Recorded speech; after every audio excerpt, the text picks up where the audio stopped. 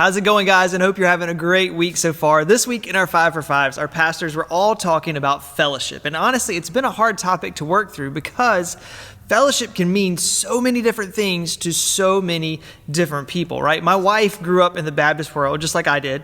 And when she was young, they had a fellowship at her church, and they didn't have any food. And as a kid, man, she was just confused because in her Baptist world, fellowship and food were always one and the same, right? Nothing wrong with fellowship over a meal. As a matter of fact, it actually makes it awesome, but it does a great job of breaking down walls. But is that really the full meaning of fellowship? Now, Jason and Brooks have both shared some great aspects of fellowship so far this week. And I'm going to jump back to something that is really important to me to add to this conversation that we're having. Now, F3, right, is a huge part of my life, and F3 is a men's group that uses small workout groups to invigorate male community leadership. That's what it's about. The first F in F3 stands for fitness, which is the part where we leave no man behind, but we also leave no man where we found them, right? We want to make each other better by the effort that we put out there.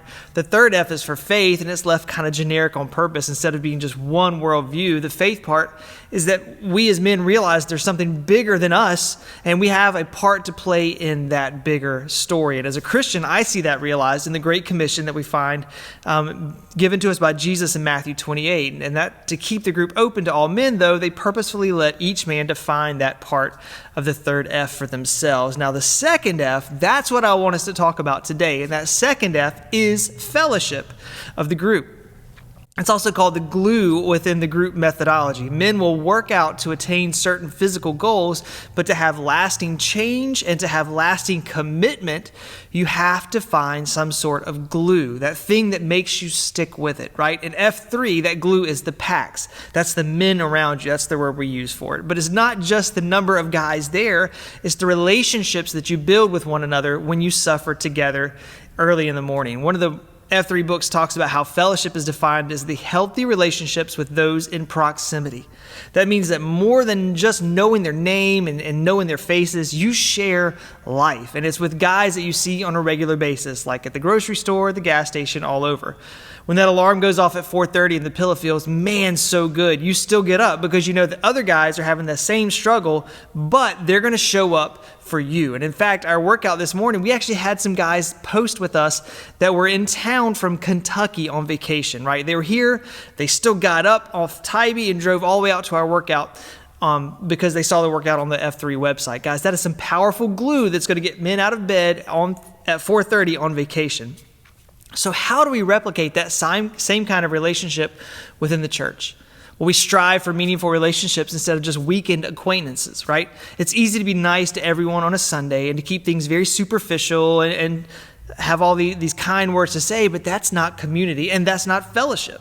We have to purposefully connect more by opening up to other believers and to care for them as ourselves, right? In Ecclesiastes 4:9, we read this: "Two are better than one because they have a good reward for their toil. For if they fall, one will lift up his fellow.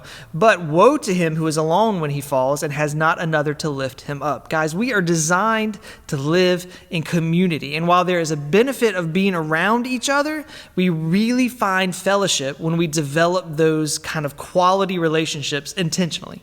It goes from being sad for someone you know that's going through a hard time to you getting down in the muck with them and helping them up, right? That's the difference between a community and a fellowship. That's what fellowship looks like. So I encourage you to take inventory of your relationships this week, guys. And where are you just getting by? And where are you developing the kind of relationships that are going to lead into true fellowship like we just saw? That kind of fellowship will sharpen both you and the person that you're in relationship with, and is going to move you towards more maturity in Christ. Guys, have a great week. We'll see you all real soon.